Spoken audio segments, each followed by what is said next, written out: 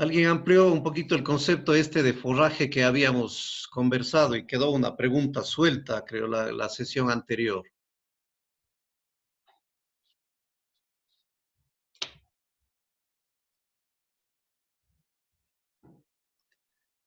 Bueno, habían estos dos conceptos que un poco habíamos mencionado. El uno, ¿no es cierto?, reconocer lo que verdaderamente es un pastizal natural y un pastizal artificial. El uno técnicamente se denomina pradera y en cambio el otro pastura.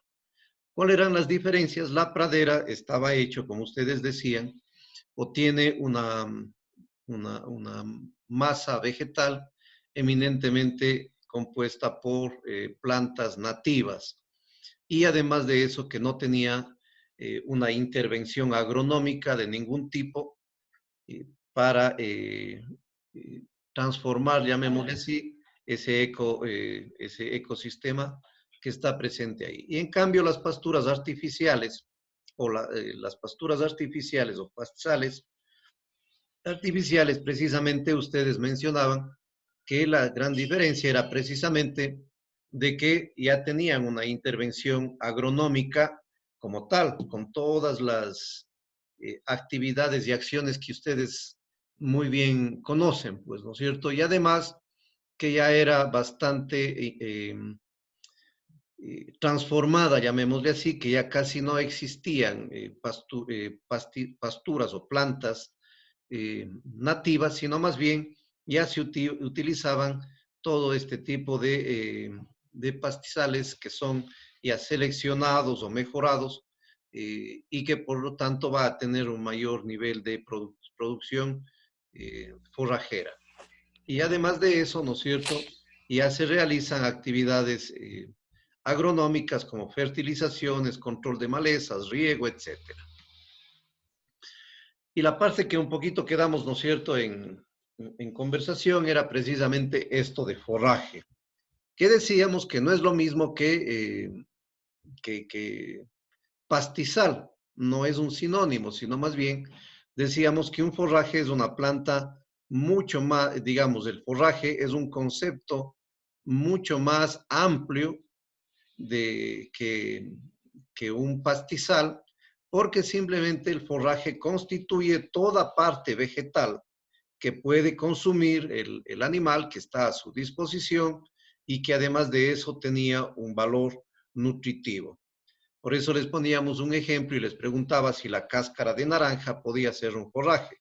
De hecho, es un forraje también la cáscara de naranja, los residuos de cosechas, todos ellos, ¿no es cierto?, porque son vegetales, tienen cierto valor nutritivo y les acercamos a los animales este tipo de partes vegetales que pueden ser consideradas tranquilamente como alimentación.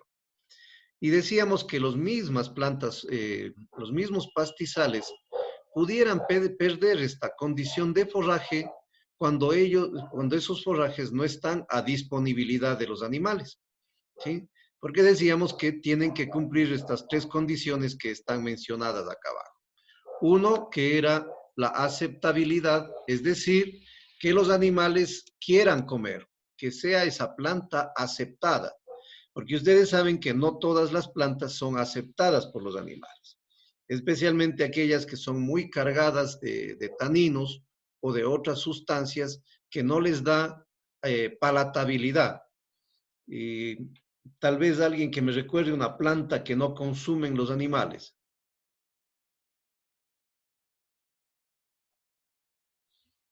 ¿Recuerda a alguien una planta que no consuma? La altamisa. Altamizo, ¿no es cierto? Muy probablemente no consuma, aunque los cuyes a veces se comen unas ramitas de altamizo. Pero digamos, si nosotros cosechamos ramas de pino o de ciprés, eso no puede ser considerado un forraje. ¿Por qué? Porque simplemente los animales no aceptan. Es decir, por más que esté al alcance de ellos no van a consumir, van a rechazar. Por lo tanto, no puede ser llamado forraje. En cambio, pongamos el ejemplo de la misma retama. La retama, por ejemplo, en épocas de escasez, puede ser dado a los animales y le consumen, ¿sí? A pesar de ser muy leñosa. Sin embargo, consumen, es decir, hay cierta aceptabilidad. Entonces, ese es el primer concepto fundamental. Otro concepto fundamental es el de disponibilidad. Es decir, esta era la pregunta que hacía la compañera, la disponibilidad, ¿qué es en cambio? Es decir, que esté a disposición de los animales, al alcance de ellos, que puedan acceder a ese recurso forrajero. Y ahí, ¿no es cierto?, cumple la función de nutrición y alimentación y por lo tanto dona los nutrientes a los animales que lo consumen. Entonces, este es el ejemplo típico, ¿no es cierto?, de los árboles o los arbustos forrajeros que se utilizan para los métodos de alimentación por ramoneo, especialmente para ovinos y caprinos. Entonces, hay algunos, como el aliso, por ejemplo, que resulta ser muy sabroso para los animales. Cuando el aliso es pequeñito, los animales consumen completamente su follaje. Pero este aliso, cuando crece, ya no está al alcance de los animales, por lo tanto, ya cuando es árbol, pierde esa categoría de forraje, ¿no es cierto? Porque simplemente su follaje deja de estar a disponibilidad de los animales. Y el último concepto era precisamente el de aporte de nutrientes. Generalmente todas las plantas, todos los vegetales, de alguna manera tienen ciertas características nutritivas, más o menos.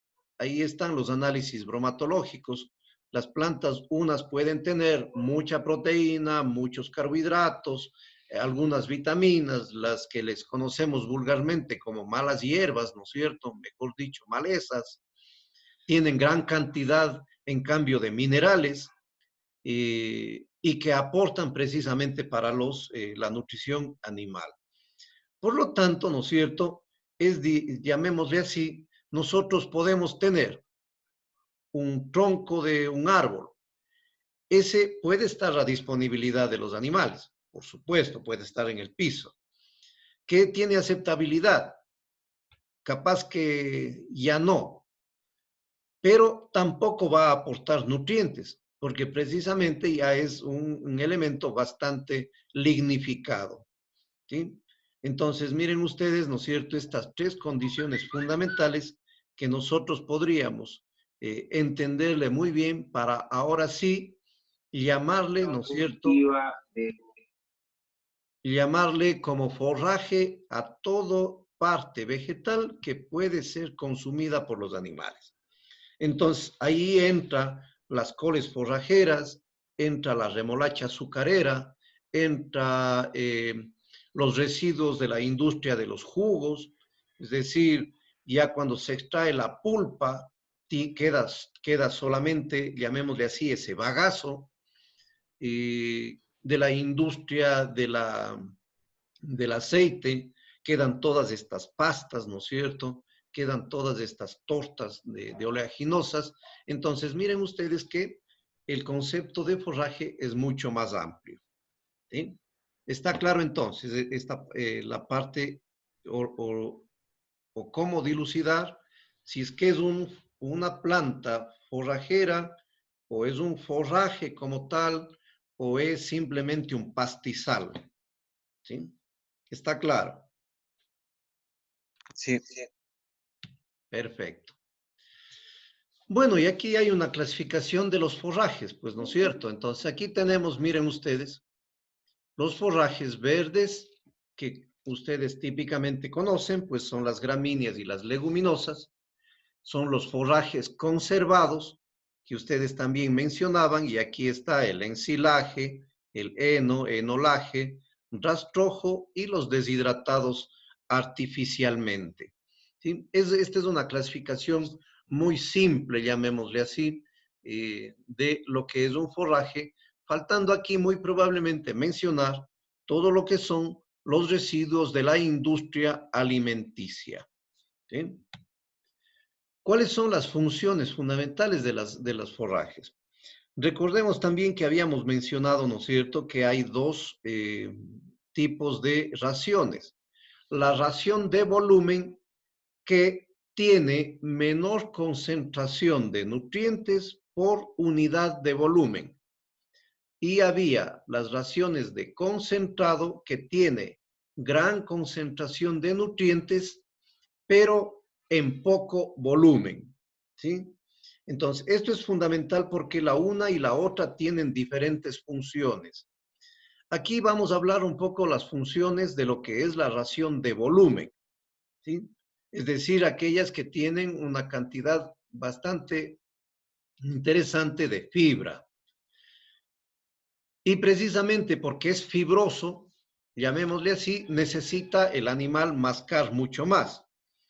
No es lo mismo nosotros comernos un mote con cáscara, unas habas con cáscara, que comernos un puré de papa. Al puré de papa nosotros no tenemos que masticarle, ¿sí?, sino simplemente le saboreamos, le insalivamos y nos pasamos, ¿sí? En cambio, si comemos nosotros mote con cáscara o habas con cáscara, nosotros tenemos que mascarle y mascarle bien, porque precisamente la cáscara, llamémosle así, es mucho más fibrosa y por lo tanto nos exige que nosotros tengamos que mascar más. Es igual en los animales. Si ellos comen alimentos fibrosos con una cantidad media a alta de fibra, se estimula lo que es la insalivación, es decir, la incorporación de saliva al bocado que tragaron. Y se estimula la rumiación, tanto insalivación como rumiación es promovida precisamente por la fibra que contiene el alimento. Por el contrario, si le damos a la vaca solamente harina o le damos solo balanceado, entonces como ya está remolido, está molido, está muy finito, entonces la vaca va a tragar casi que directamente y por lo tanto eso le va a causar trastornos directos a su digestión, ¿sí? Entonces, la ración de volumen tiene esta primera función. La segunda función es que estimula la contracción del rumen. El rumen, ¿no es cierto?, es el primer preestómago de los rumiantes. Es donde existe la flora microbiana. Por lo tanto, ahí es donde primerito caen los alimentos cuando el animal traga, ¿sí? Entonces, el rumen es esta bolsa, llamémosle así, de fermentación, en donde va a estar el alimento, pero no es una bolsa que está sin movimiento. Esta bolsa, el rumen, lo que hace es mover, es contraerse, ¿sí? Es tener un ritmo de contracción. Y eso sirve para batir el contenido, para estructurar sus capas que tiene. Por lo tanto, una dieta fibrosa, una dieta de volumen, lo que hace es que es obligar, llamémosle así, a que ese rumen se esté moviendo, esté contrayéndose, todo ese contenido. Cuando nosotros, en cambio, damos una ración de concentrado excesiva, como ya está molido, como ya está muy fino, en cambio, el rumen se queda quieto, no se ve obligado a moverse. Por lo tanto, ¿no es cierto?, ahí también vienen algunos trastornos en los animales, como uno que se llama atonía del rumen, es decir, falta de tono, falta de movimiento. Y como hay falta de movimiento, entonces el alimento queda quieto, no se mueve, no continúa pasando hacia lo que es los otros compartimentos digestivos. Y al quedarse ahí atrancado, sin movimiento, sin pasar, esto se fermenta demasiado. Y al fermentarse, genera mucho ácido. Y ahí viene otro grave problema que se conoce como acidosis ruminal, ¿sí? Acidosis ruminal. Por lo tanto, ¿no es cierto? Ahí ustedes verán que es imposible alimentar, especialmente a un bovino, imposible alimentar solo con concentrados, precisamente porque su sistema digestivo no está estimulado para poder contraerse, ni rumiar, ni tampoco incorporar saliva a ese alimento. ¿Sí? Y una tercera función es precisamente que evita la disminución de grasa de la leche. Aquellos que hemos tenido la oportunidad, ¿no es cierto?, de estar en el campo, sabemos, ¿no es cierto?, que aquellos animales nativos, criollos, que son alimentados con calcha, con rastrojos de cosechas, con un pasto bastante maduro o medianamente maduro, sabemos que de esos animales nos da la leche con más grasa. Y cuando somos golosos, hacemos hervir y sacamos la nata, ¿sí? Entonces, una leche que viene de aquellos animales que comen bastante fibra, entonces la leche es mucho más grasosa que aquella leche que nos dan las vacas que comen pastos bastante tiernos, que es una leche poco grasosa y que a veces, ¿no es cierto?, nos quejamos, decimos, es una leche muy aguada.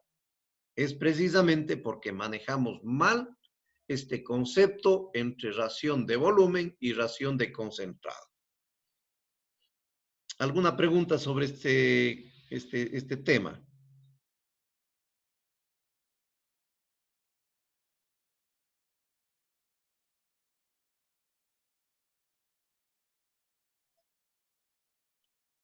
¿Está claro un poco las funciones de esta ración?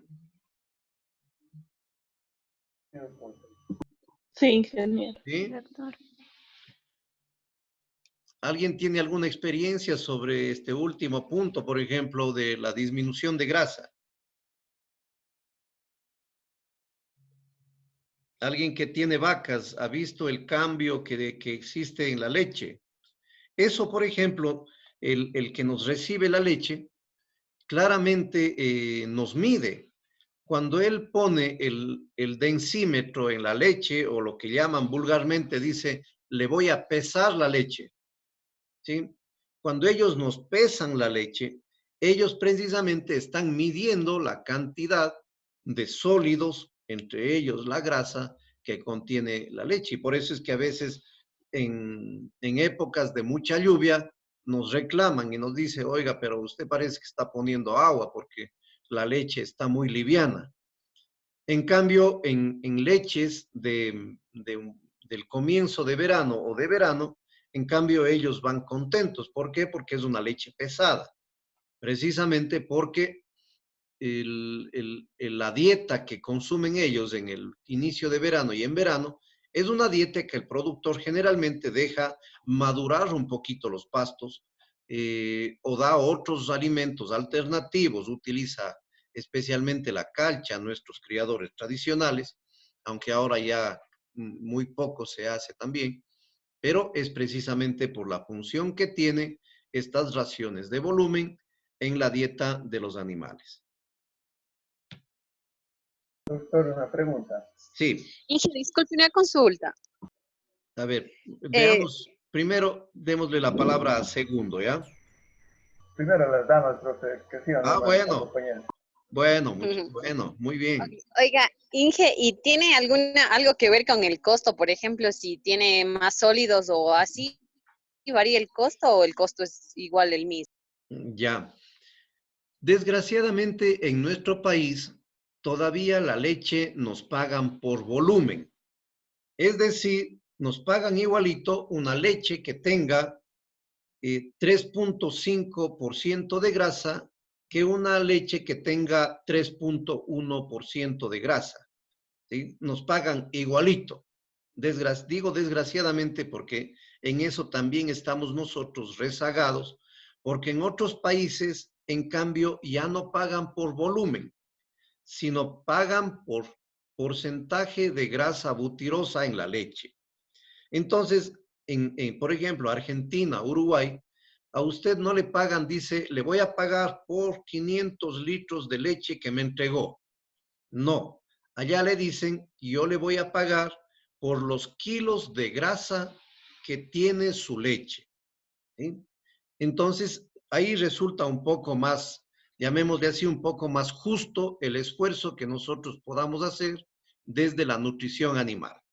Pero desgraciadamente aquí en el país no hay ese sistema de pago, por lo tanto, muchos, ¿no es cierto?, hacen sus trampitas en la leche porque prácticamente les da igual.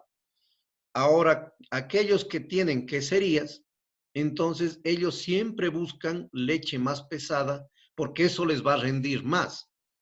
Ya cuando ustedes hagan los quesos con el ingeniero Hugo, ahí ustedes van a darse cuenta que no todas las leches rinden la misma cantidad de queso. Es porque los animales, ¿no es cierto?, dan leche de diferente tenor de sólidos, incluido la grasa, y por eso nos dan diferente rendimiento.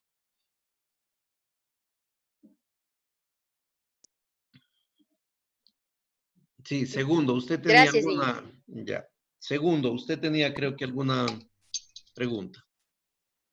Justamente era, profe, lo que acaba de decir, si es que afecta o no lo que es el contenido de grasa en lo que es la realización de quesos y todo eso. Porque debe ser como más volumen y todo eso. Claro, claro que sí.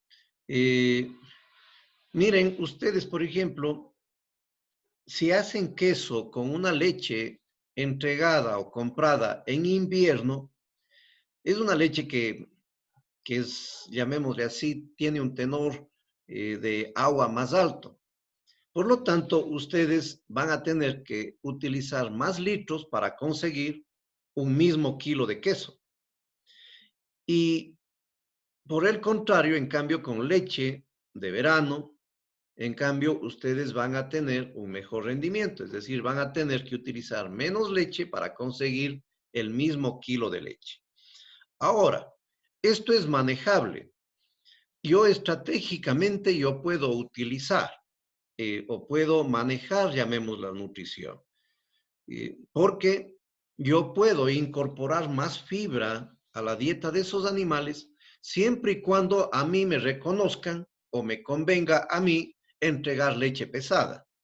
Si es que por ahí yo entrego a una quesería y me pagan a mí por entregarle leche de una densidad alta, entonces yo muy probablemente, ¿no es cierto?, disminuya concentrados y les dé forraje bastante, o llamémosle así, no maduro, pero sí a un grado o a una edad fenológica un poquito más alta que aquellos que van a entregar leche fluida al camión para que hagan leche en la industria, ¿sí? O si yo soy fabricante de quesos, a mí y tengo mi propio ganado, entonces yo puedo manejar nutricionalmente para que esos animalitos suban de alguna manera el tenor de grasa en la leche.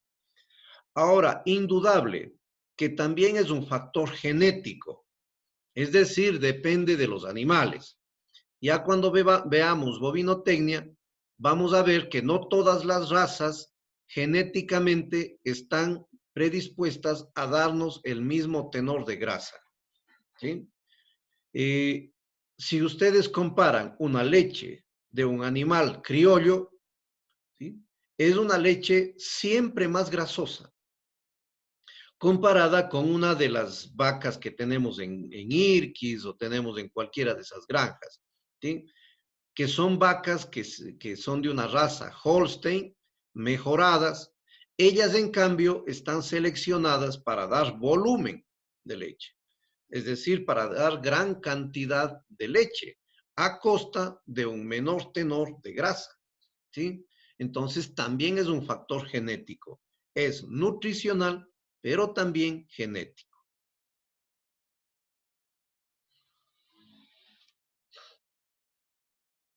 Bueno, ¿qué características tienen los forrajes? Uno, ya sabemos, el volumen.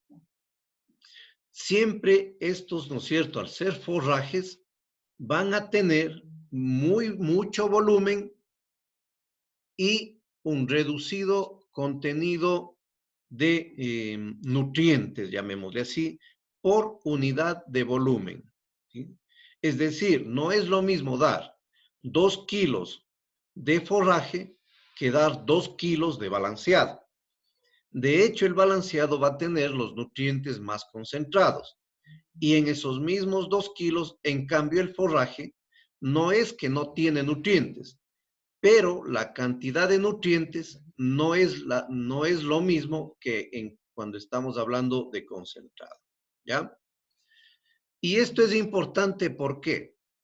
Porque también los forrajes hacen y regulan el tránsito del alimento por el sistema digestivo. Es decir, raciones de volumen lo que van a hacer es que el alimento pase más suave por el sistema digestivo que cuando comen solamente una ración de concentrado o altos volúmenes de ración de concentrado. Es decir, como que va conteniendo, va disminuyendo la rapidez con la que pasa. Y eso podemos caer en cuenta en nosotros también. Les pongo el ejemplo. Nos tomamos 2 vasos de jugo y otro compañero se toma o se come un buen plato de arroz o un mote pillo con cáscara. ¿A cuál le da más pronto hambre? El jugo, pues. ¿No es cierto? Le da más pronto hambre al que se tomó el jugo. ¿Por qué? Porque precisamente al ser líquido, ese líquido es absorbido rápido y todo lo que contenía va pasando rápido por el intestino hacia la parte posterior. En cambio, el que comió ese mote, ¿no es cierto?, con un poco de huevo, entonces su sistema digestivo lo que va haciendo es mermando la velocidad con la que va pasando por el intestino y por lo tanto va conteniendo un poco más. ¿Para qué? Para que logre digerirse y poder absorber todos sus nutrientes. Entonces, los forrajes tienen también esa característica de regular la velocidad de tránsito del alimento por el sistema digestivo. La otra característica generalmente de los forrajes es que son altos en fibra y bajos en energía, ¿sí? La proteína, en cambio, está muy relacionada con lo que es la madurez. O también, ¿no es cierto?, como ustedes conocen, de acuerdo a la edad fenológica del pasto. Por eso es que nos recomiendan no dejar madurar a los forrajes porque pierde precisamente proteína y además de eso transforma los carbohidratos hacia carbohidratos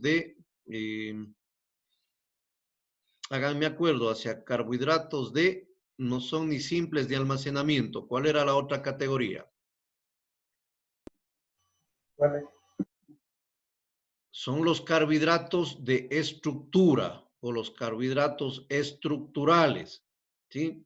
Entonces, al irse a carbohidratos estructurales, estos no son útiles para el animal, ¿sí?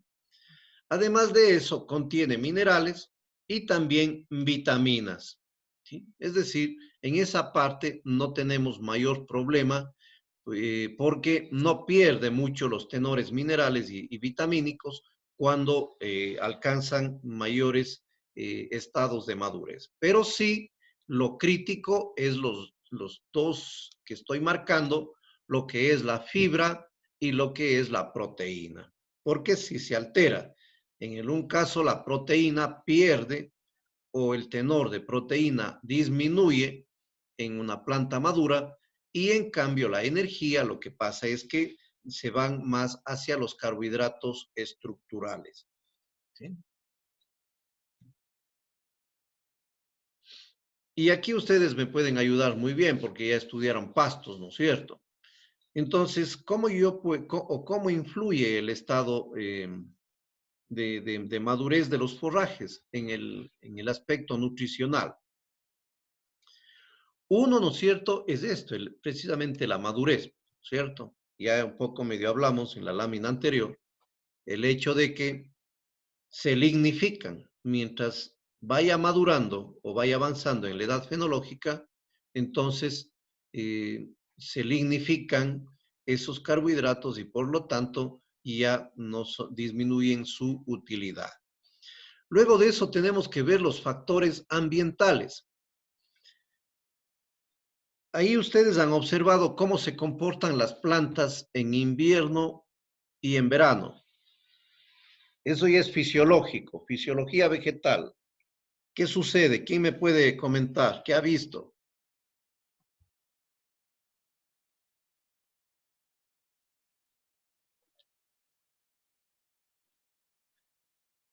¿Qué dicen? ¿Quién se anima?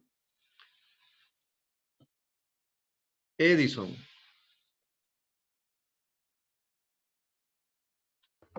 Sí, doctor. Con respecto a los factores ambientales, decía no.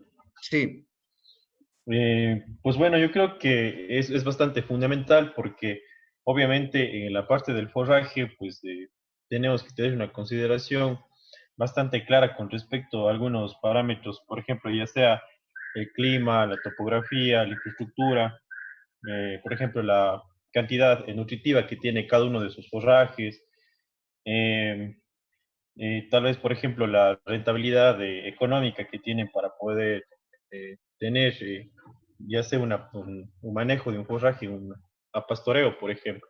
ya. Fisiológicamente, ¿cómo se comporta una planta en verano o en invierno? ¿Es igual o no? No, obviamente no, porque presentan condiciones diferentes de nutrición. ¿Y qué se ha visto o qué se ve, por ejemplo?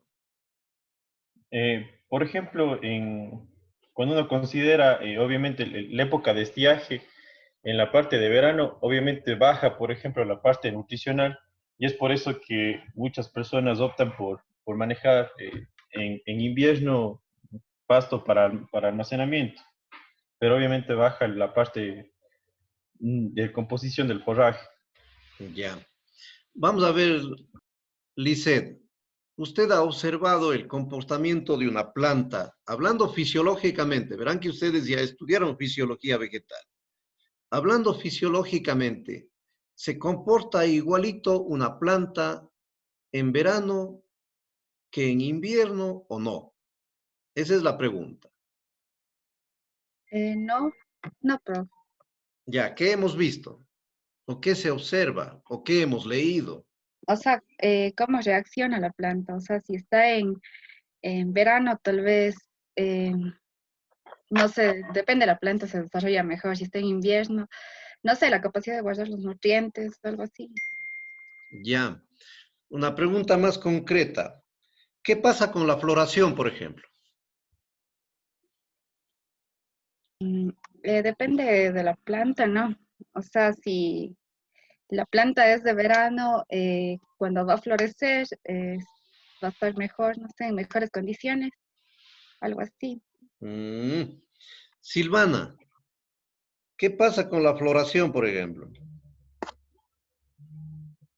Tal vez acelera cuando está en invierno.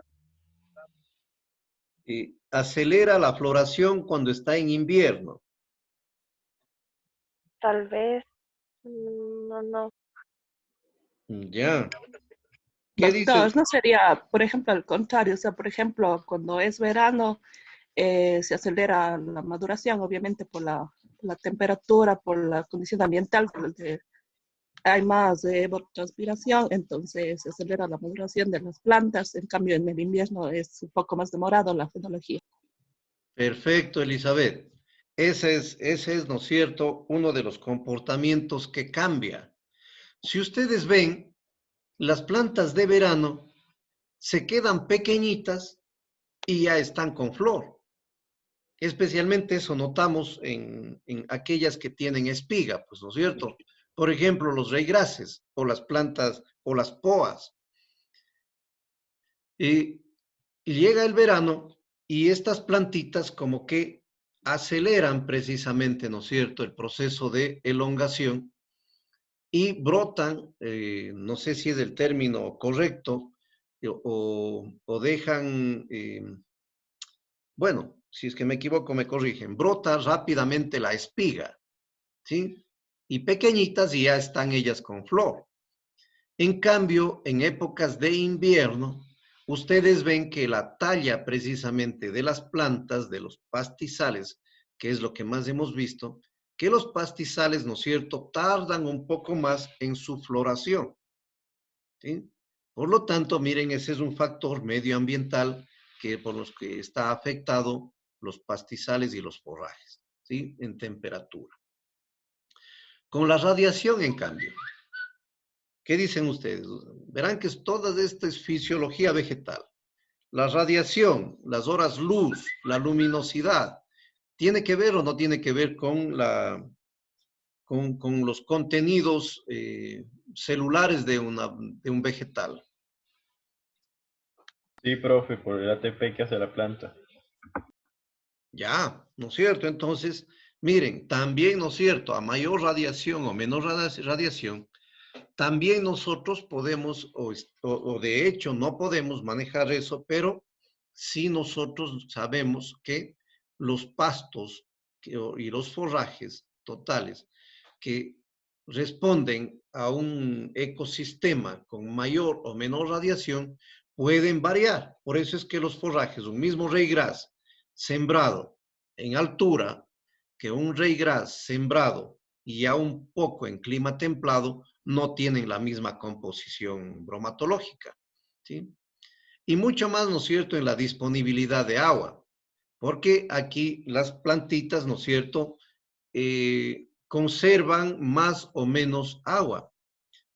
Si ustedes ven los pastos de invierno, son pasturas muy suculentas, es decir, muy cargadas de agua. Por eso es que si ustedes ven las heces de los animales con pasturas de invierno, son heces muy líquidas, ¿sí?, que a veces confundimos con diarreas. En cambio, las heces de los animales con pasturas de verano, en cambio, son heces muy duras, que a veces, si nos descuidamos de la dotación de agua, nos puede a nosotros también causar muchos problemas de enfermedades en los animales, ¿sí? Entonces, miren, aquí, ¿qué nomás influye? Uno, el estado de madurez. Dos, los factores ambientales. Y un tercero, en cambio, son los factores de manejo. Y ustedes también, ¿no es cierto?, ya saben un manejo correcto de lo que es un potrero. Aquí hay que tener dos consideraciones. Uno, el asunto de pastoreo.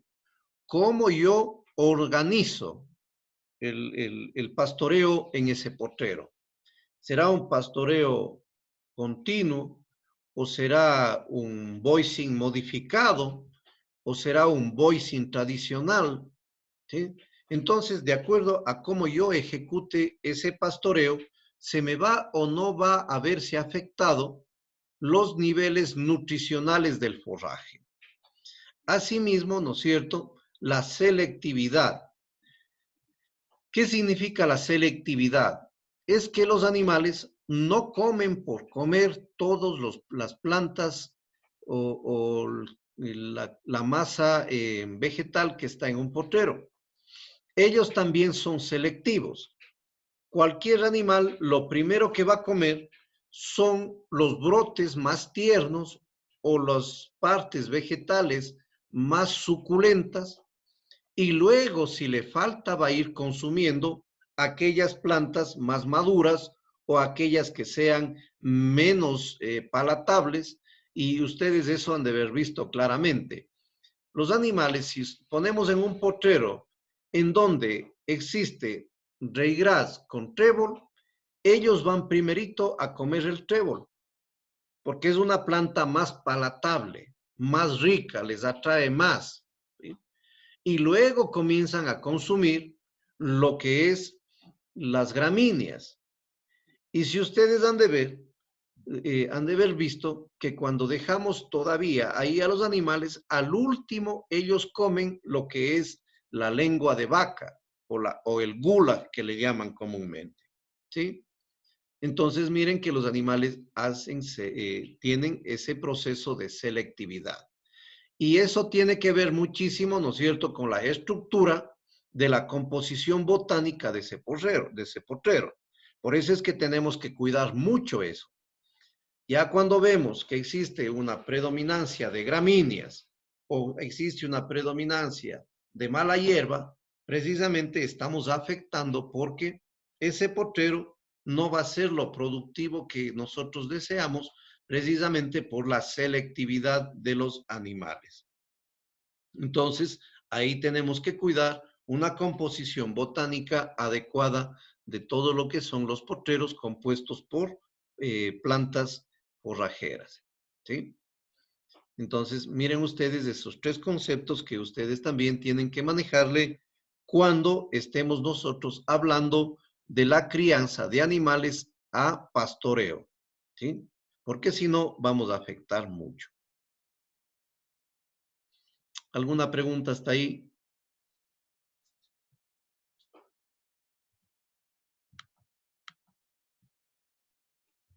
Silvia, ¿algún comentario?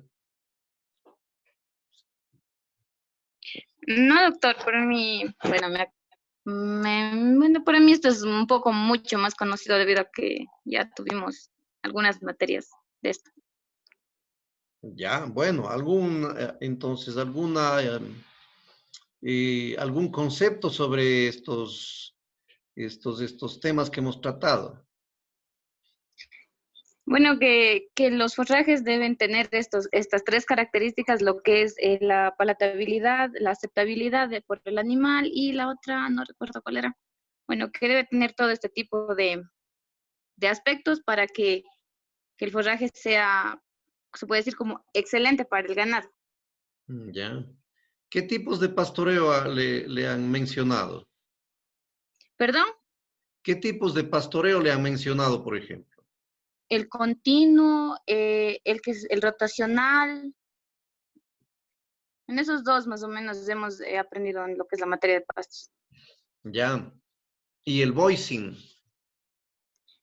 No, ni idea. No sé, tal vez en otras palabras le entienda eso, pero no.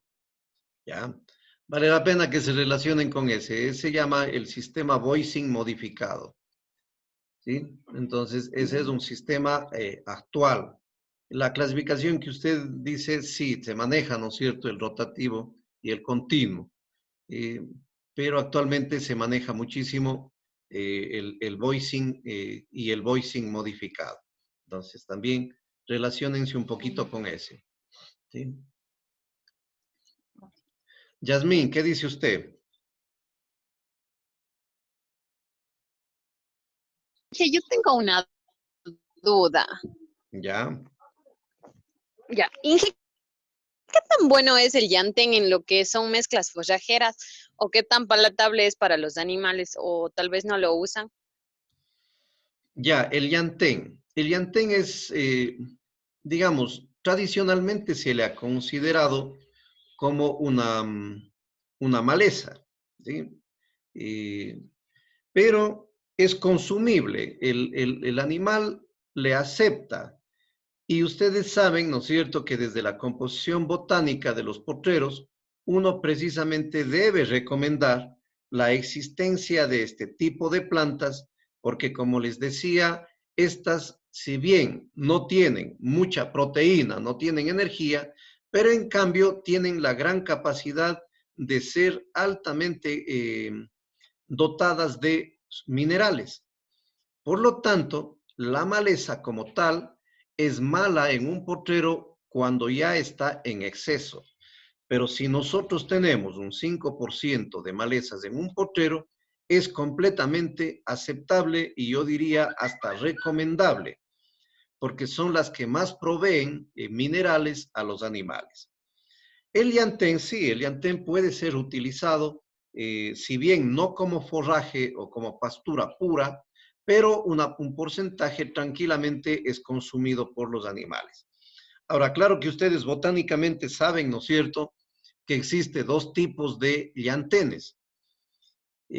Los nombres botánicos no recuerdo, pero ustedes vulgarmente se le conoce como llantén hembra y llantén macho. El llantén hembra es el de hoja ancha, ¿sí? Y ese es más aceptado, ¿sí?, que el llantén macho, que en cambio tiene la hoja más alargada, no sé, parece que se llama lanceolada, ¿sí? Y ese llantén es más fibroso y es menos aceptado que el llantén hembra, ¿sí? Pero que podemos una cantidad utilizar, sí podemos utilizar. Ah, ya, Inge, porque yo recuerdo que el llantén que usted dice, el de hoja ancha, bueno, nosotros hicimos hace, creo que era el ciclo pasado, hicimos en como una mezcla forrajera y bueno, compramos llantén forrajero y era el de las hojas así bien anchas. Entonces el ingeniero nos dijo que sí se podía ocupar también en mezclas forrajeras, por eso era mi. Sí, sí, sí, se puede. Ahora, claro que imagínense ustedes lo que sería hacer un cultivo de llantén eh, para forraje. Uno, que no es tan productivo. Dos, que su calidad nutricional no es de las mejores, ¿sí? Pero si es que eso tenemos un porcentaje adicionado, llamémosle así, eh, yo creo que pudiera ser tranquilamente aceptable.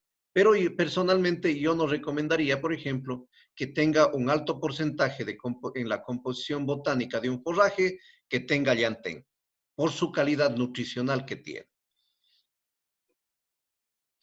Y poco a poco, miren que se han ido avanzando. Ustedes han oído de la achicoria,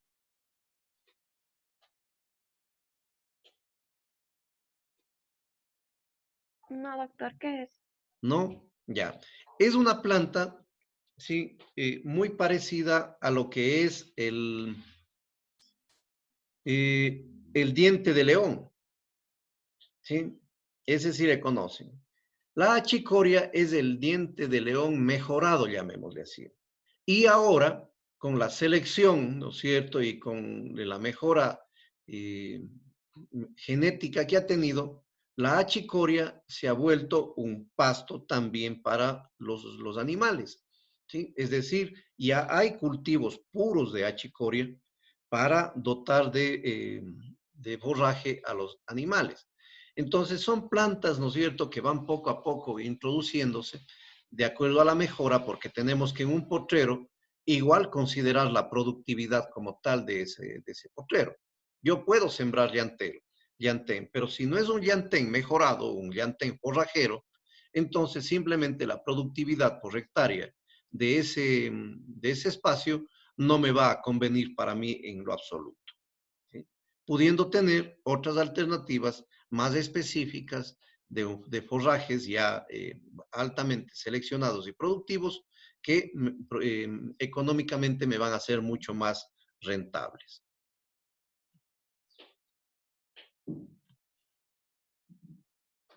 ¿Alguna otra inquietud, algún comentario? Doctor, Profe, una perdón. pequeña pregunta. Sí, El pastoreo de Boising es el que tiene las 4 leyes, la de reposo, eh, de, de ocupación en la parcela, o sea, cuánto tiempo el ganado permanece en la parcela, el rendimiento que ofrece los animales por esto del pasto y también esto de los rendimientos de los animales. ¿Es ese el de Boising? sí, el voicing modificado, y les invito a leer, ¿no es cierto?, esa parte. Es un sistema un poquito más técnico y más organizado que tiene otros conceptos de valoración forrajera, de valoración de métodos de cosecha con los animales y que organiza para que precisamente no se vea afectado ni la capacidad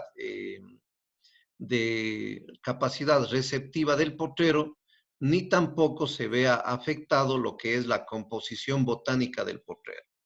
¿sí? Entonces, organiza de una manera bastante técnica, llamémosle así, para precisamente conservar a más mediano plazo todo lo que es el recurso forrajero de los potreros, ¿sí? Entonces, tiene esas connotaciones, sí se maneja muchísimo esos 4 conceptos que usted dice, precisamente para darle mayor durabilidad a un potrero y sacarle el mejor provecho a ese forraje que podemos conseguir de ahí, ¿sí? Algún rato, si es que nos queda un poquito de tiempo, podemos profundizar, o si quieren ustedes la próxima clase, profundizar sobre este método, tranquilamente podemos darle unos minutos. Listo. Y, perdón, otra pregunta. Entonces, ¿es el pastoreo racional de voicing es diferente al pastoreo modificado? Bueno, tiene unas pequeñas modificaciones, ¿sí? Pero el originario es el pastoreo, el voicing, ¿sí? Sino que tiene algunas variantes que le han ido incorporando en cuanto a herramientas de planificación del potrero y por eso le llaman un poquito el voicing modificado. Ya, listo. Gracias, profe. Bueno, Doctor, una sí, consulta. sí. Si al ganado, o sea, se le alimenta con el concentrado y aparte por el pastoreo, para tener estas raciones de volumen y de concentrado, ¿qué tan importante es el contenido nutricional del pasto, del forraje que se está utilizando? Si es que ya la mayoría de nutrientes lo tiene de los concentrados. Ya. Recuerde usted que habíamos dicho que especialmente en bovinos nosotros no podemos alimentar con el predominio de concentrados. Es decir, se han hecho pruebas, se han hecho investigaciones y el ganado bovino comienza a sufrir cuando nosotros comenzamos a dar mitad de balanceado y mitad de ración de volumen, ¿sí? Frente a sus necesidades. Comienza a sufrir precisamente por los trastornos que les había mencionado. El ganado como tal es un rumiante, por lo tanto su fisiología necesita fibra. Entonces, al momento en el que nosotros invertimos la relación pasto concentrado, entonces ese animalito en su rumen va a generar mucho ácido que le va a paralizar su panza, su rumen, y le va a causar patología, es decir, va a enfermar. Por eso es que se recomienda no pasarnos de una relación máxima 60 de forraje, 40 de concentrado, ¿sí? Y mejor, digamos, lo que podemos considerar como más natural es mantenernos entre una ración de 70-80% de ración de volumen con un 30-20 de ración de concentrado. Con eso no alteramos. Con eso mantenemos un poco los tenores de grasa en la leche, ¿sí? Que es importante. Mantenemos el volumen, ¿sí? El volumen de producción. Ese es uno de los conceptos interesantes. El otro concepto interesante es el hecho de que yo la ración de concentrado tengo que utilizarle solamente para completar las deficiencias que me causa la ración de volumen. ¿Qué quiero decir con esto? Si es que la ración de volumen, bueno, vamos por las necesidades.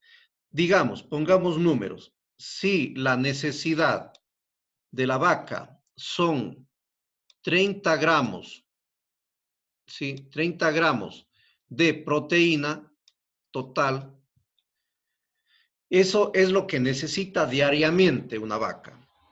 Si de estos 30 yo le doy mi ración de volumen, ¿sí? Mi ración de volumen, y esta ración de volumen me provee para la vaca 25 gramos, ¿no es cierto? Se forma un déficit, le está faltando 5 gramos. esos 5 gramos que me faltan debo yo proporcionarle con mi ración de concentrado. ¿Sí? Eso en proteína, eso hacemos lo mismo en energía, eso hacemos lo mismo en calcio, en fósforo. ¿Sí? Esa relación. Entonces, ¿ahí qué significa? Que si yo le doy a mi vaca Reigras con trébol y pasto azul, yo tengo que saber cuánto de los nutrientes me está dando a mí esa ración de volumen. ¿Sí? Vamos con energía, por ejemplo. Digamos con energía. Esa vaca puede necesitar unas 2.300 kilocalorías. ¿Sí? Ya. Yo digo, a esta vaca le estoy alimentando yo con 10 kilogramos de Reigras bianual. Le estoy dando 2 kilos de alfalfa y le estoy dando medio kilo de maíz. Tengo yo que conocer cuánto de la energía me está dando con esa ración de volumen. Pongo números. Ración de volumen me está dando a mí 1.300 kilocalorías. ¿Sí? ¿Se me genera o no se me genera un déficit? ¿Sí? ¿Me están siguiendo el ejemplo? Sí, Sí, ¿no? faltan 1000 calorías. Exacto. Se me genera un déficit de 1.000 kilocalorías. Por lo tanto, mi ración de concentrado debe contener esas 1.000 que me están faltando. ¿Sí? Entonces, esa es la función de lo que yo raciono. Entonces, miren, aquí en forma simple, yo puedo mandar a estructurar mi concentrado y al de la empresa de balanceados, yo le puedo decir, ¿sabe qué? Yo necesito un balanceado que tenga 5 gramos de proteína y 100 o 1.000 kilocalorías de energía. ¿Sí? Ese es nuestro trabajo técnico. A eso tenemos que llegar. ¿Sí? No sé si respondí su inquietud. Gracias, doctor. Ya. ¿Alguna otra inquietud o curiosidad? Doctor, yo tengo una pequeña duda. Sí. No sé si tal vez usted nos podría explicar, por ejemplo, uno cuando hace ensilaje o cuando elabora algún tipo de pastura para dar en la época de estiaje, ¿qué tan relacionado tiene que ser el pH del pasto con, por ejemplo, he escuchado que se determina a nivel, por ejemplo, de la salivación del rumiante en este caso? ¿Qué tanto influye el pH? Bueno, nosotros tenemos especialmente cuando hacemos ensilaje, tenemos que tener mucho cuidado. Porque si no, el ensilaje puede transformarse en un mal hecho, puede transformarse en un veneno para los animales. ¿Sí? Y precisamente porque la parte fundamental que uno cuida cuando hace ensilado es precisamente que se dé una acidificación mediante un proceso anaeróbico. Es decir, que no se dé en base a la existencia de oxígeno y en base a la existencia de bacterias aeróbicas. ¿Por qué? Porque precisamente la fermentación aeróbica me lleva a mí a la putrefacción. Entonces yo voy más bien a hacer que ese pasto que estoy utilizando para ensilaje más bien se me pudra. Entonces, precisamente para evitar eso, entonces nosotros tenemos que hacer un apisonamiento o una compactación terrible, muy fuerte, precisamente para sacar el máximo del oxígeno que puede estar entre las capas de material forrajero que estemos nosotros poniendo. Con eso estamos cumpliendo lo primero. ¿Por qué? Porque estamos sacando el oxígeno, van a morir las bacterias aeróbicas y van a sobrevivir y van a permanecer las bacterias anaeróbicas. Por lo tanto, se da una fermentación, una acidificación anaeróbica. Otra de las cosas que tenemos que nosotros cuidar mucho y que se recomienda es la incorporación de azúcares fácilmente fermentables.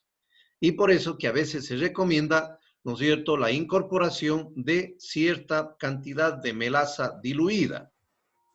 Pero también podemos de alguna manera utilizar una cierta dilución de urea para favorecer todos esta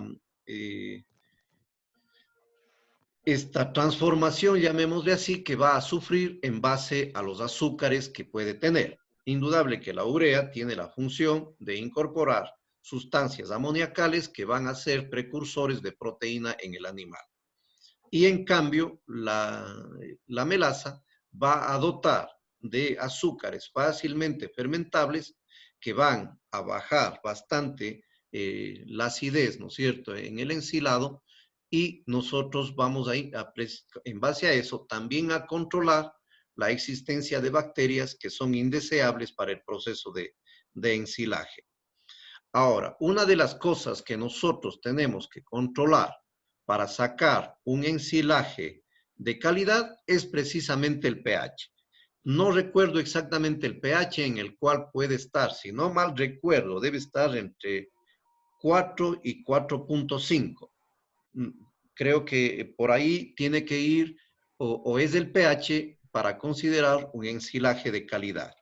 Porque en cambio, si dejamos acidificar mucho, en cambio vamos a afectar también a la alimentación animal. No va a ser muy aceptado, ¿sí? Si tenemos una acidez extremadamente alta en el ensilaje, el animal en cambio va a disminuir su aceptabilidad a esta ración. No sé si le contesté o hay alguna duda adicional. No, sí, gracias, doctor. Lo que pasa es que hace algunos años atrás nosotros estábamos incorporando directamente ensilaje al ganado de leche.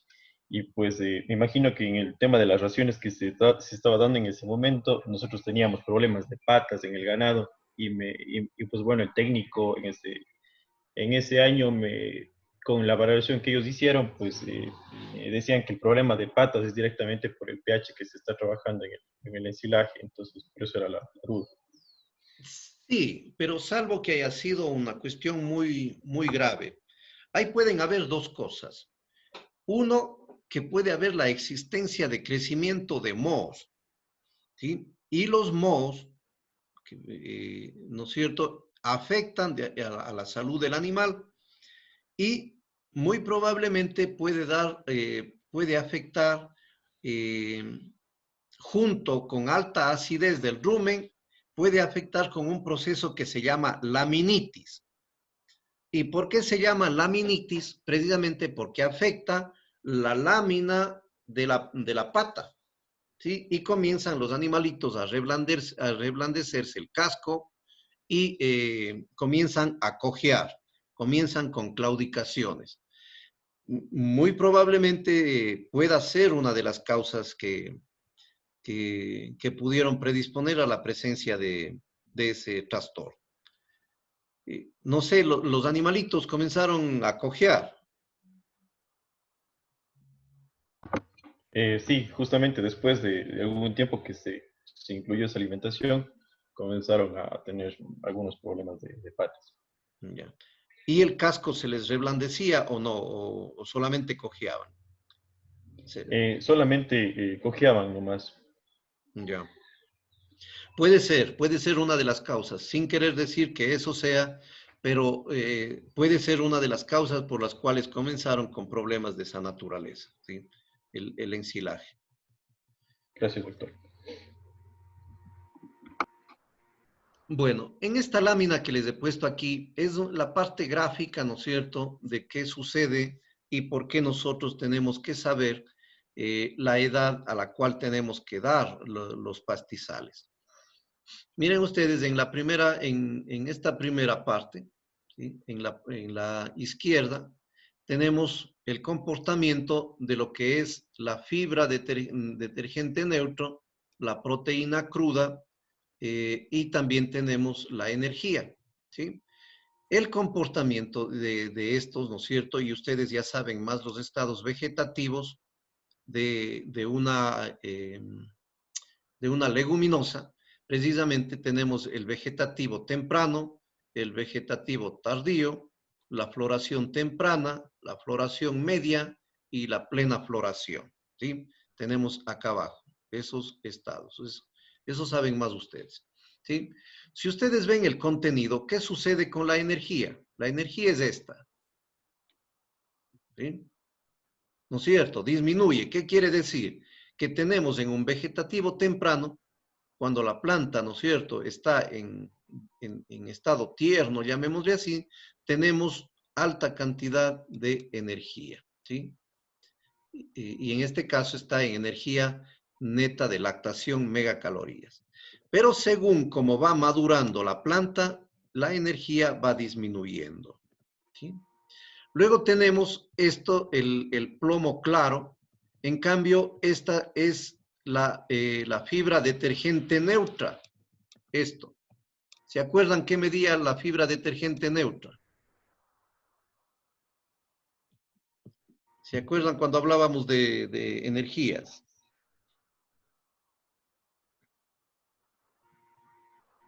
¿Se acuerdan? Profe, es una medición de la celulosa y la lignina. Exactamente, ¿no es cierto? De los carbohidratos estructurales. Entonces, es lo lógico, ¿no es cierto?, que de acuerdo a cómo va avanzando la maduración, la fibra detergente neutra va incrementándose precisamente porque de acuerdo a la madurez va lignificándose mucho más. Entonces, la fibra va en ese sentido, va incrementando, ¿no es cierto?, los carbohidratos estructurales. Y en cambio la proteína, miren ustedes que también, ¿no es cierto?, va como la energía, que son los dos nutrientes que nos interesa más. Miren ustedes que también la proteína, ¿no es cierto?, cruda, también disminuye. Si no dramáticamente como la energía, pero disminuye con la edad fenológica de las plantas. En este caso, de una gramínea. Vamos a ver el comportamiento, en cambio, de una gramínea, el Phleum pratense, ¿no es cierto? El heno, timoteo que le llaman, o timote también le llaman en algunas partes. Miren, ¿no es cierto? Tiene igual comportamiento, no es diferente que una leguminosa. La energía va bajando de acuerdo a cómo va incrementándose la edad fenológica. La proteína igual disminuye y va creciendo los carbohidratos estructurales, que son los que menos nos sirven en la alimentación animal. Ya acá, ¿no es cierto?, los estadios fenológicos son diferentes, porque aquí en cambio se habla de emergencia, ¿sí? Entonces tenemos preemergencia, emergencia temprana, emergencia media, plena emergencia, posemergencia. Y acá tenemos, en cambio, lo que es ya la etapa cremosa, que eso en cambio tiene que ver ya con la semilla, ¿sí? Esto de las etapas cremosas se maneja mucho más en el maíz, ¿sí? ¿Recuerdan eso? Para cosechar el maíz. ¿Recuerdan de estas etapas? Que es igual una gramínea, ¿no es cierto? ¿Recuerdan o no recuerdan?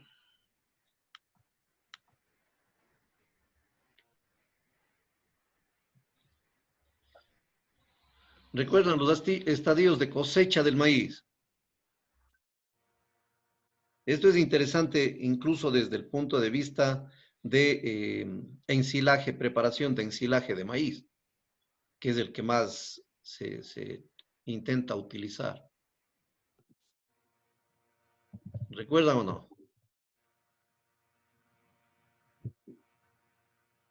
¿Se acuerdan de la etapa lechosa?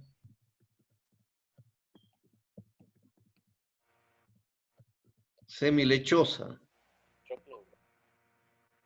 Cremosa. ¿Se acuerdan o no? Cuando la mamá quiere hacer rumitas, ¿qué hace? Para comprar el choclo. No me digan que son poco observadores. Le puse el dedo, profe.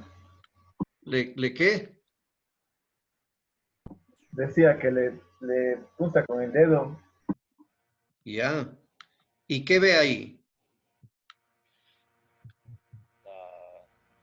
Y el que tiene, o sea, si el que está solito. Ya, ¿no es cierto? Lo que hace la mamá o las personas que hacen es van, meten la uña y aplastan el grano. Espera un ratito, espera. ¿Sí o no? ¿Y qué ven? ¿Que salga qué?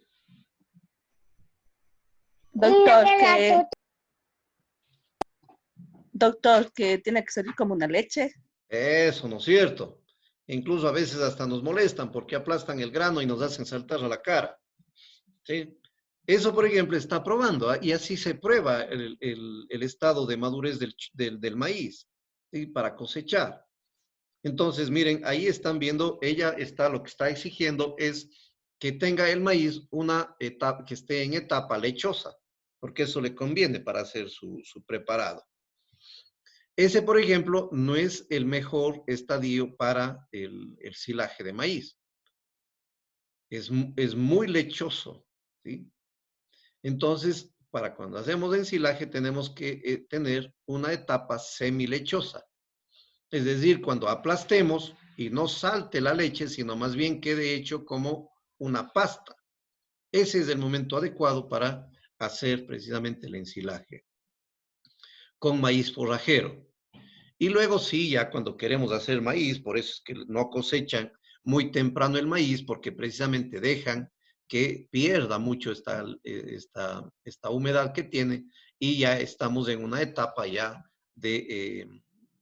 ya no cremosa, sino una etapa ya más seca del grano del maíz. ¿Sí? Miren, entonces, eso es importante, incluso desde los pastizales, porque ya cuando cualquier gramínea esté ya su espiga, su grano, más que la espiga, su grano, su semilla, ya en etapa cremosa, es un pasto que ya ha perdido su calidad nutricional para los animales.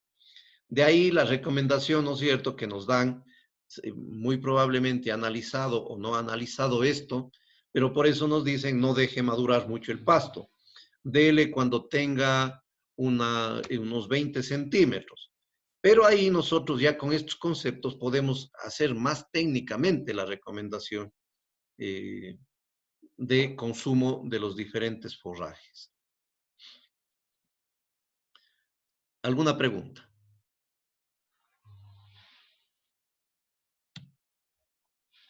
Bueno, y como tal, ¿no es cierto?, las consecuencias de la madurez, ¿qué es? 1, reduce la proporción de hojas, por supuesto. Si la gramínea elonga, la relación hoja-tallo se invierte.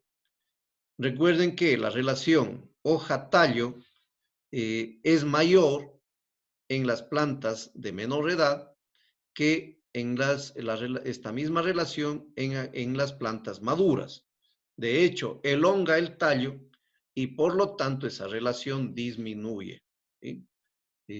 Cuando está en madurez. Otro, por supuesto, si elonga, estamos hablando que los tallos aumentan con fibra.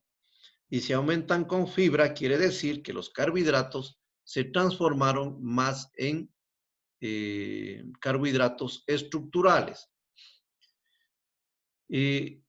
Al reducir la cantidad de hojas, está también, ¿no es cierto?, reduciendo la cantidad de proteína. ¿Por qué? Porque la mayor cantidad de proteína se encuentra en esas hojas.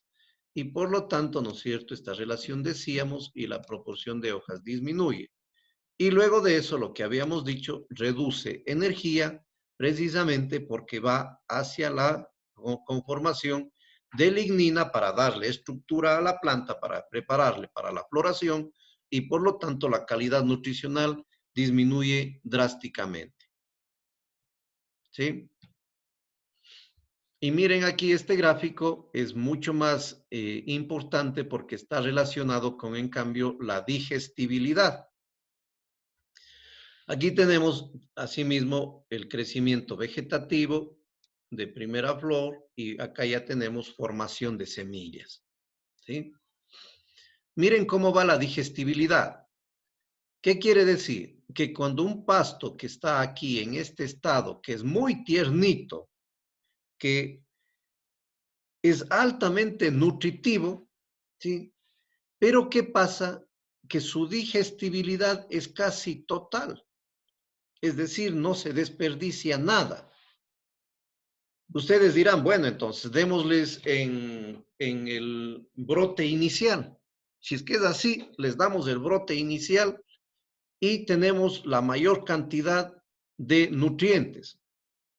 Es real que tiene la mayor cantidad de nutrientes, pero ¿por qué no es conveniente? ¿Quién me puede decir?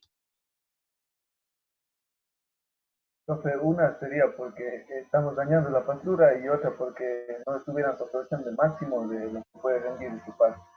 Exactamente, ¿no es cierto? Entonces, aquí tenemos el rendimiento de materia seca muy bajo. Es decir, estamos resignando capacidad receptiva del potrero. Es decir, al haber menor cantidad de material vegetal, entonces pueden ahí entrar muy pocos animales, lo cual rentable, desde la rentabilidad, no es lo más conveniente.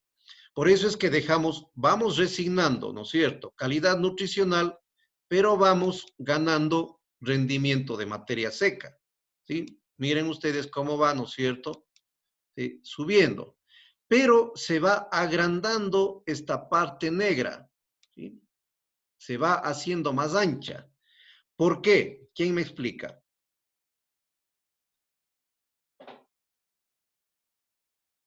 Esta parte negra, miren ustedes, dice indigestibilidad o indigestible. ¿Por qué se va ensanchando?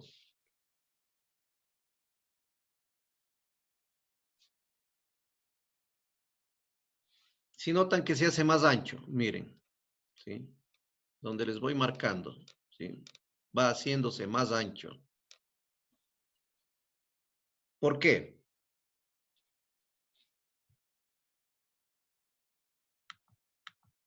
John.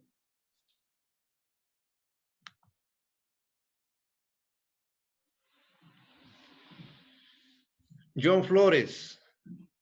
Doctor, Sí. ¿Por qué cree que se va haciendo más grande? porque tal vez sea por el aumento de lignina, va aumentando la lignina. ¿Ya? José.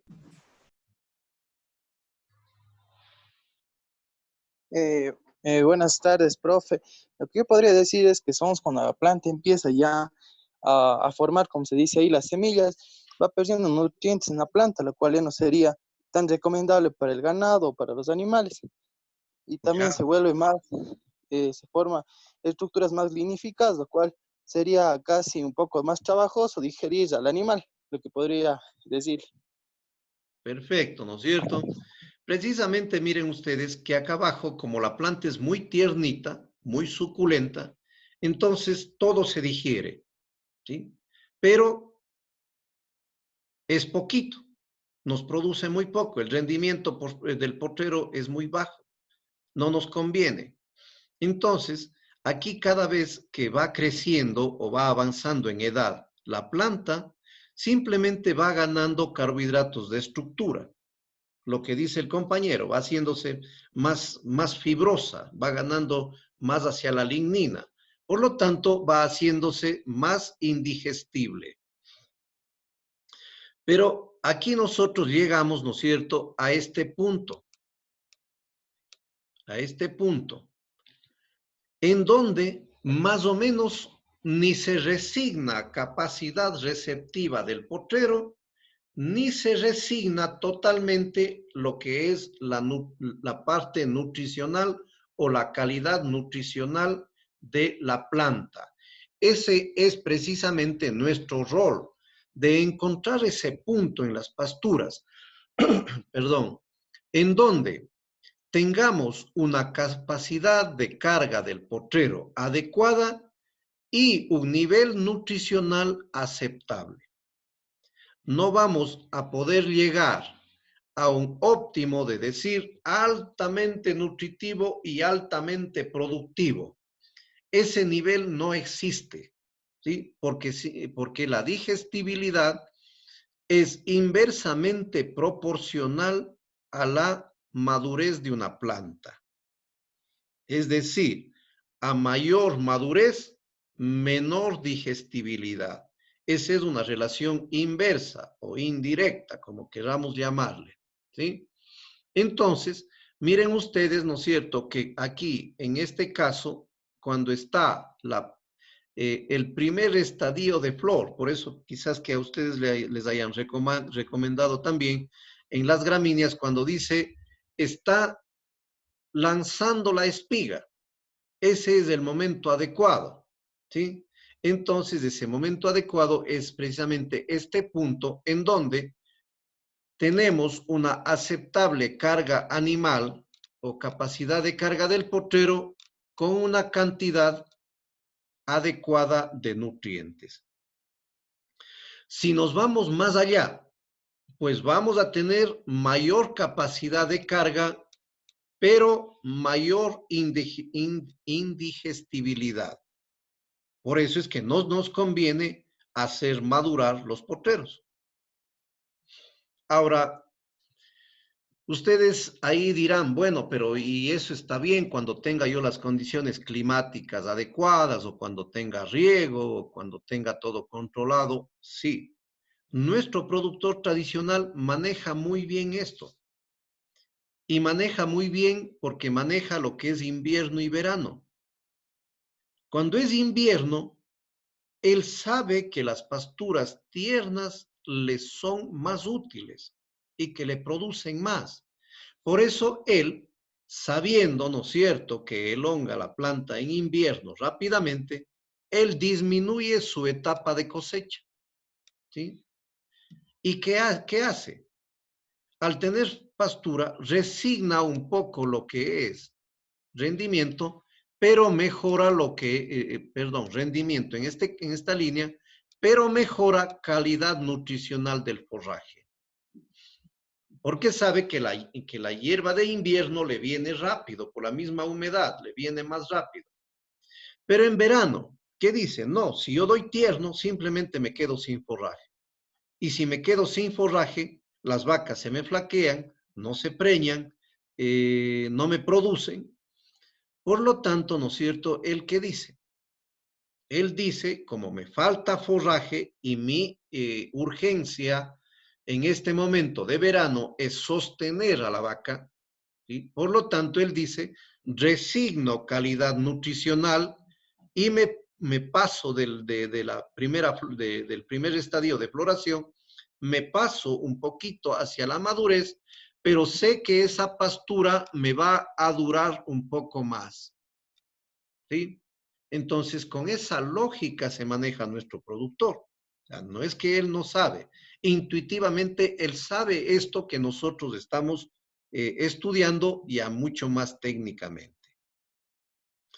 Entonces, miren ustedes, ahí está, se dice, ¿no es cierto?, que nosotros en las gramíneas tenemos que cosechar el forraje en preemergencia o máximo en emergencia de la espiga, ¿sí?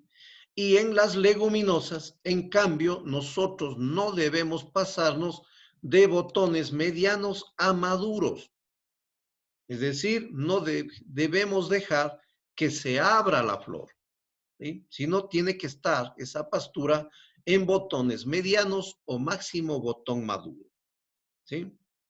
Esos son los estadios en los cuales nosotros podemos sacar el máximo provecho que vimos acá en este cuadrito de digestibilidad.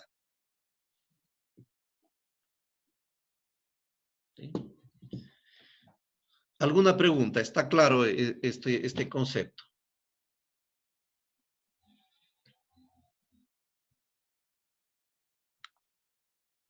Jacqueline, ¿estamos claros en este concepto?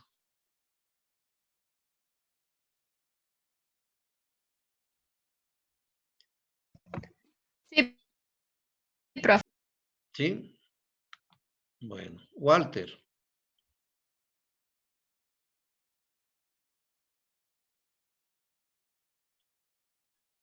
El compañero Walter Merchan.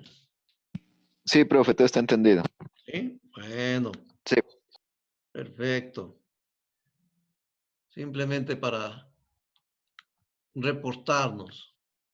Jennifer.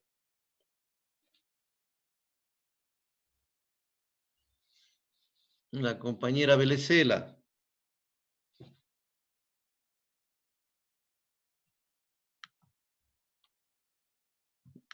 Parece que fue a hacer la comida ella ya.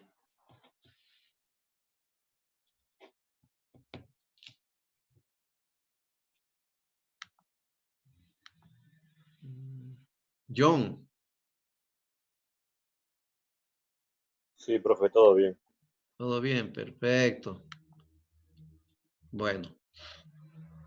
Sí, entonces estos conceptos son útiles porque nuestros sistemas son en el país, son sistemas pastoriles. Entonces tenemos que afinar muchísimo en la parte de el pastoreo para poder ejecutar de buena manera. Por lo tanto, ¿no es cierto? Nuestras estrategias para disminuir este efecto de la madurez, que tiene un efecto negativo sobre la parte nutricional, uno es esto, balancear la carga animal. Ustedes no sé si han notado, ¿no es cierto?, cuando han visitado el campo, pero normalmente, ¿qué hace nuestro productor? Cuando es época de invierno y los forrajes le vienen muy bien, él corre a comprar animales en la feria. ¿Sí? Dice, no, el pasto se me va a pasar y voy a traer 3 vacas más, 2 vacas más, 1 vaca más. En cambio, cuando le viene el verano, disminuye la producción forrajera y ahí en cambio él corre a regalar el ganado en la feria. Dice, ahora no tengo para tanto ganado, cargo a mi vaca, vengo dando a precio de gallina robada, como saben decir. Y esa es la rutina, desgraciadamente, la rutina de nuestro productor. En épocas de gran producción forrajera, va y compra animales.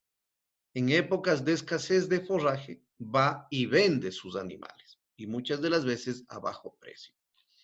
Esa es una estrategia desde siempre, pero no es la más conveniente. Ya técnicamente nosotros deberíamos hacerle entender al productor de que no le conviene eso, porque compra caro y vende barato.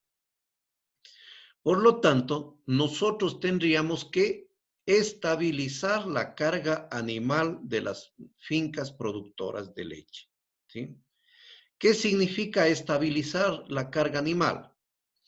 Es mantener una carga homogénea durante todo el año, sabiendo que voy a poder alimentar correctamente a esos animales. Es decir, y ahí está lo que el compañero nos comentaba cuando decía que hace ensilaje, ¿no es cierto? ¿Por qué? Porque en la época en la que me resta o me sobra forraje, yo no voy a traer más animales, no, yo voy a cortar ese forraje a una edad fenológica adecuada y voy a conservar.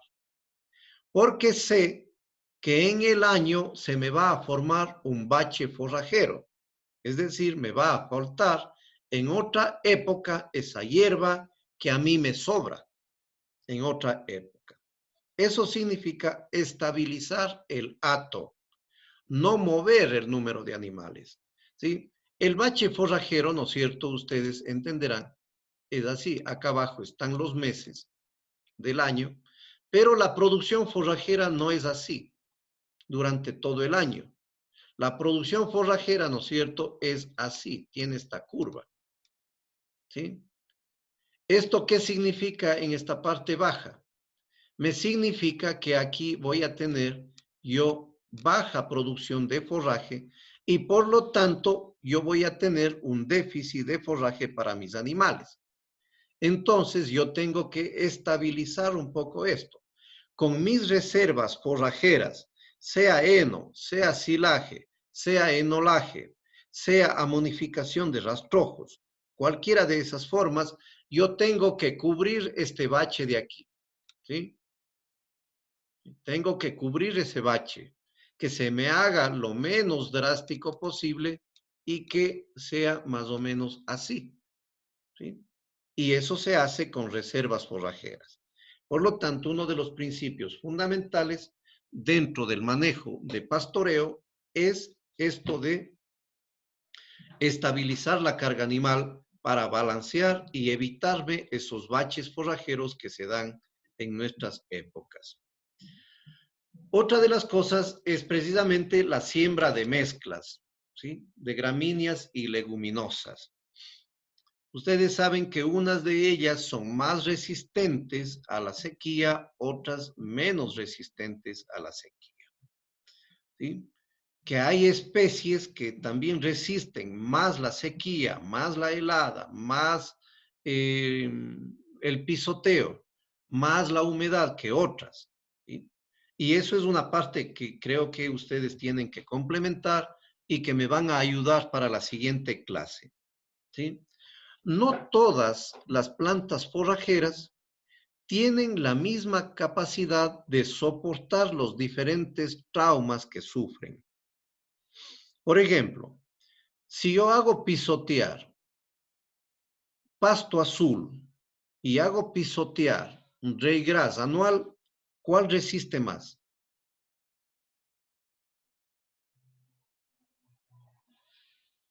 ¿Qué dicen? ¿Cuál es más resistente al pisoteo?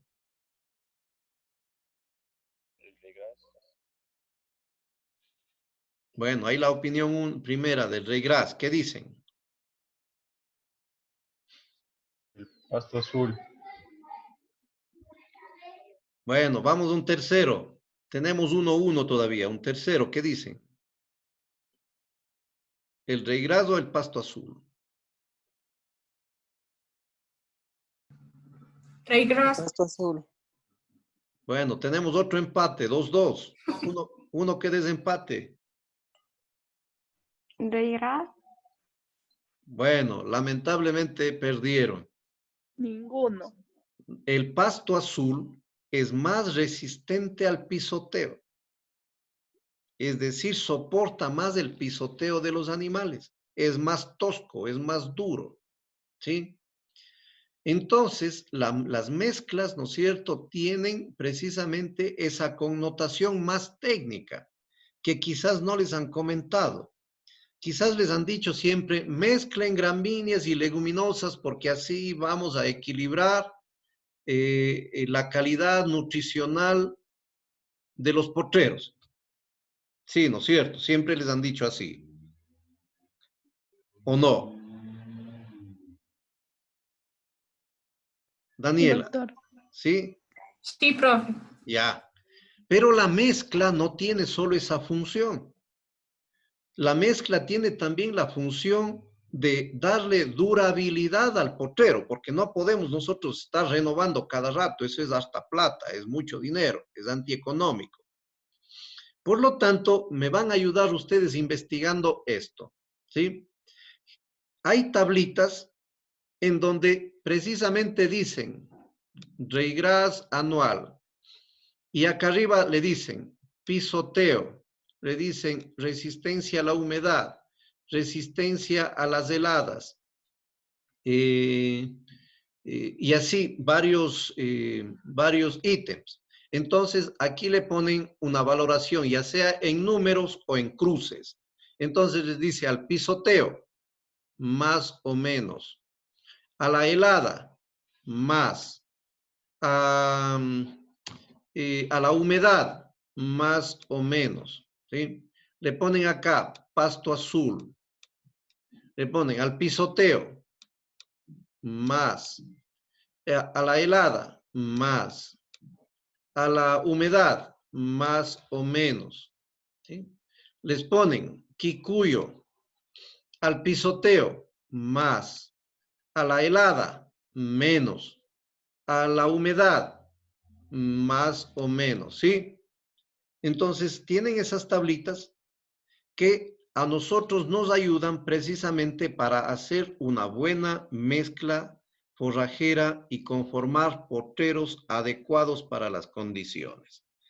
Si no, le hacemos automático, le hemos vuelto un poco automático. Ponga 70 de gramínea y me han dicho que siempre tengo que poner trébol blanco más ryegrass anual, ryegrass perenne y pasto azul.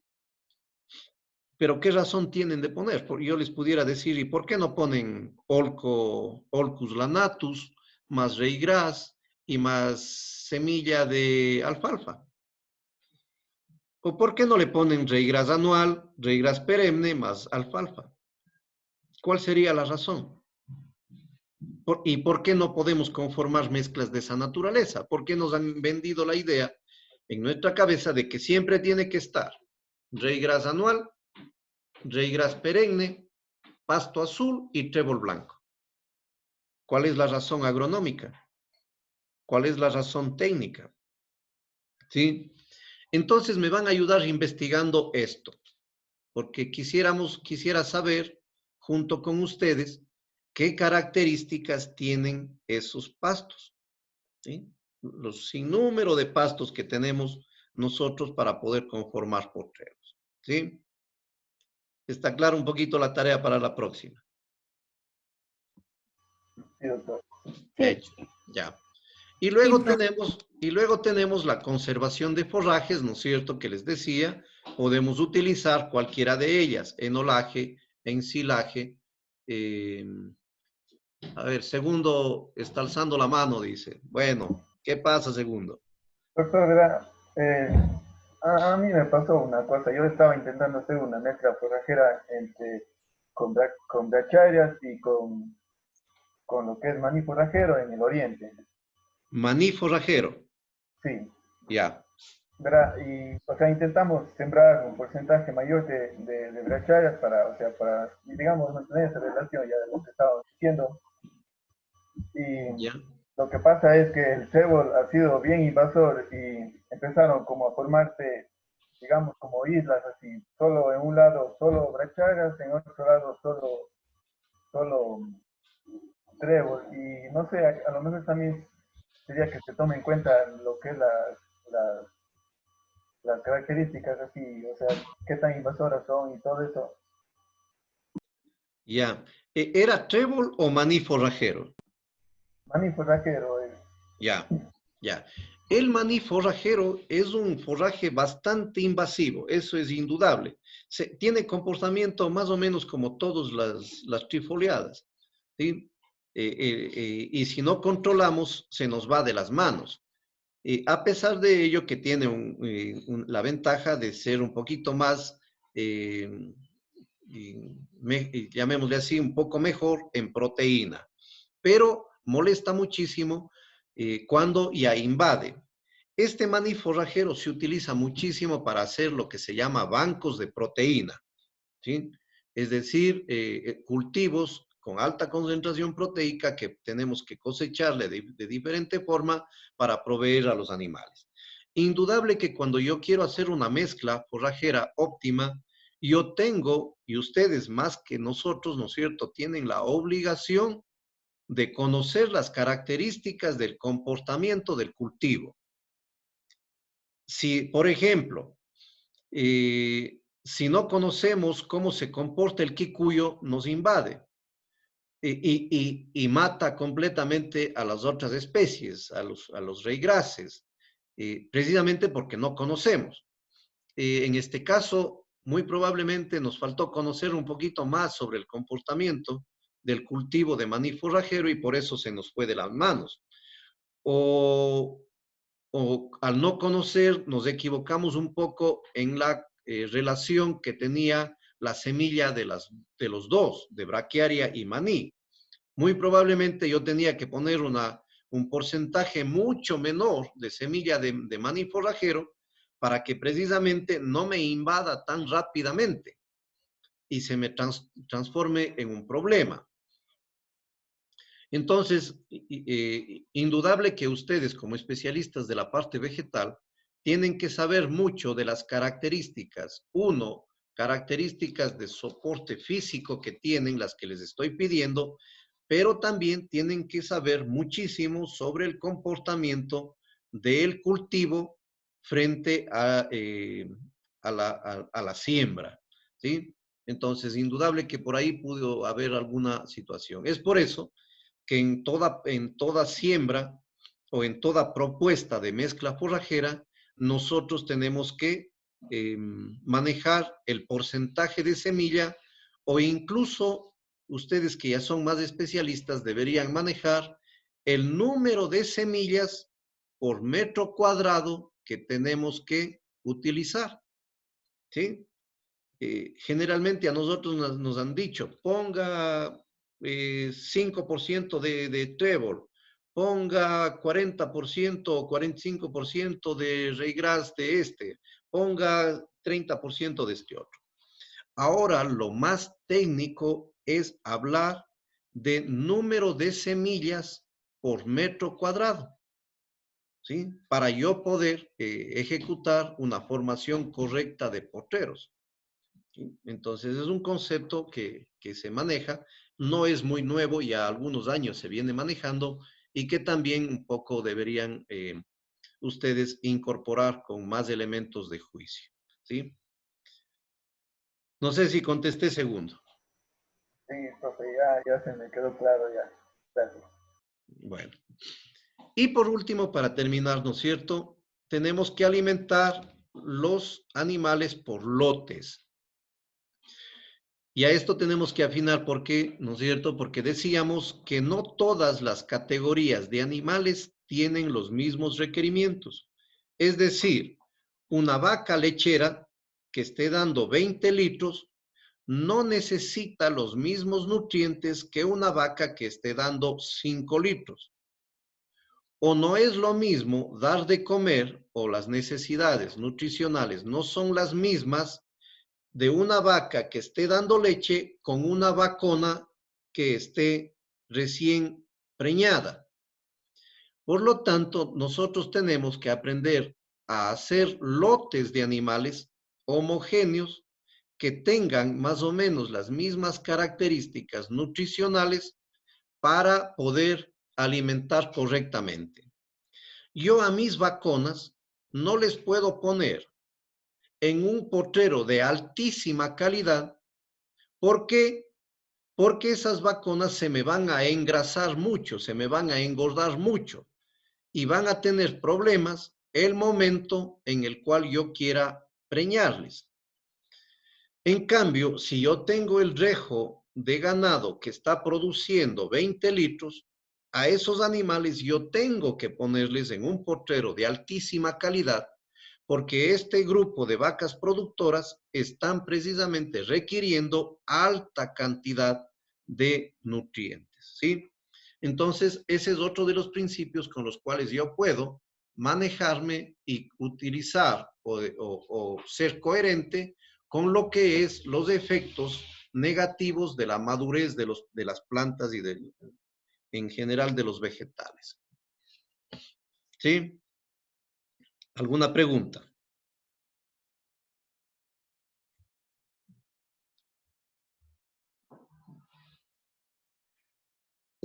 Bueno, creo que ya estamos un poco con hambre también. Entonces, chicos, llegamos hasta esta parte que hemos analizado, los efectos de la madurez de los forrajes, de las plantas, y quedaríamos hasta ahí, hasta la próxima sesión. Yo quisiera que, por favor, vengan un poquito leyendo sobre esta parte, ¿no es cierto?, de las características de los potreros, digamos, de las plantas forrajeras, que me permitan y me enseñen ustedes cómo poder estructurar una correcta mezcla forrajera para conformar potreros duraderos y productivos. ¿Sí? ¿Quedamos con ese compromiso? Sí, doctor. Sí, doctor. Hecho. Bueno, hemos tenido una asistencia de 22 compañeros. Creo que estamos bien. ¿Sí? Gracias, doctor. Entonces, que tengan una buena tarde. Por favor, sigámonos cuidándonos entre todos. y ojalá podamos superar de la mejor manera este estado en el que nos encontramos. ¿Sí? Así es que a cuidarnos entre todos para poder superar. Gracias, Inge. Que tengan una buena tarde. Gracias, Bueno, doctor. Hasta luego. Igualmente. Gracias, doctor. Gracias, doctor.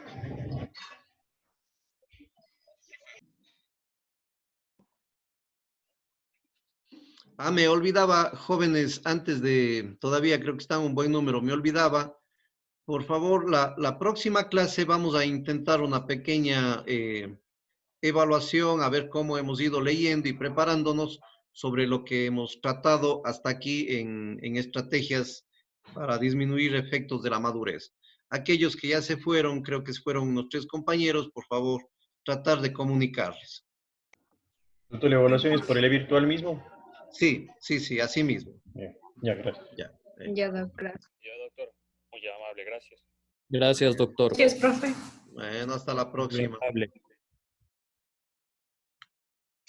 Profe, una pequeña pregunta. Sí, dígame. Profe, perdón, mi internet está hecho leña. No sé si tal vez la clase está grabada, tal vez. Sí, se grabó. Habían varias partes en las que no pude escuchar por cuestiones del internet. ¿Me podría tal vez pasar la clase?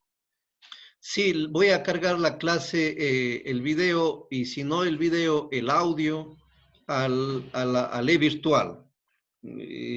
¿O cuál sería la vía? Yo creo que esa es la vía, porque... Sí, por el virtual creo que nos conviene a todos.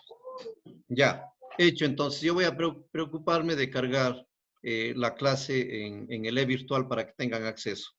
Perfecto, muchas gracias, profe. Ya, Doc, otra consulta. ¿La evaluación sería a la hora de clase o en la tardecita como la anterior evaluación?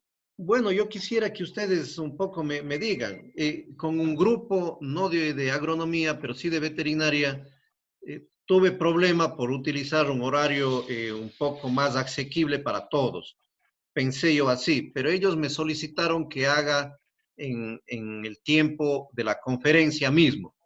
Si quieren, no hay ningún problema, damos una clase un poco más corta y utilizamos unos minutos para la evaluación en el mismo horario. Lo que pasa, Doc, yo le decía, porque yo los martes, como sí sabe, yo tengo clases, entonces yo me uno un poquito tarde o a veces no alcanzo a unir. Por eso, como la anterior vez nos tomó a las 2 de la tarde, no sé si puede poner de nuevo a las 2, creo que todos hicimos a esa hora bien. Ya. Si no hay... Está bien lo que dice la compañía. Está bien entonces, ¿ya? Entonces voy a cargar entonces día jueves a las 14 horas. Ya va. Muchísimas gracias. Hecho. Ya. Listo, gracias, profe. Una buena tarde. Igual para todos ustedes. Pase bien, Doc. Gracias. Chao.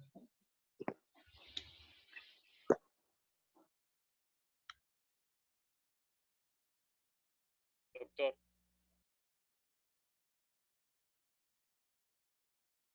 Doctor.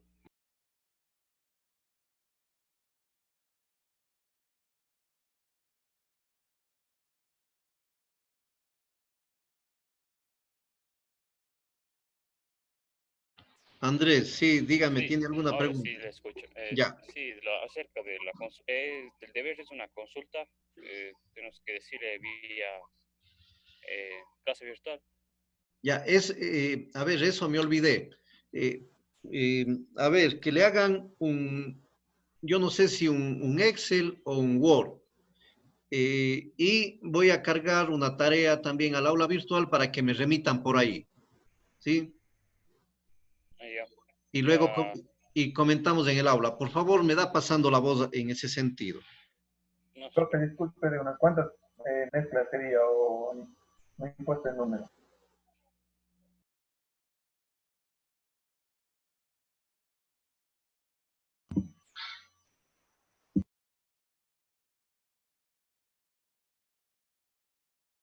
Disculpe, doctor. Está apagado su micrófono, no se le escucha. Sí, profe. Perdón. les decía, yo no quiero que me traigan mezclas forrajeras. Yo quiero que me traigan y me comenten las características de los forrajes, ¿sí? Es decir, qué característica tiene el raygras anual, el raygras perenne, el pasto azul, el olco, el phalaris, el trébol blanco, trébol rojo, alfalfa, las características de esos, ¿sí? Eso es lo que les estoy pidiendo. Listo, profe. Ya. Y características agronómicas que ustedes más saben. Resistencia a la helada, a la humedad, al pisoteo, y así hay algunas más. Eso es un poquito el trabajo, ¿no?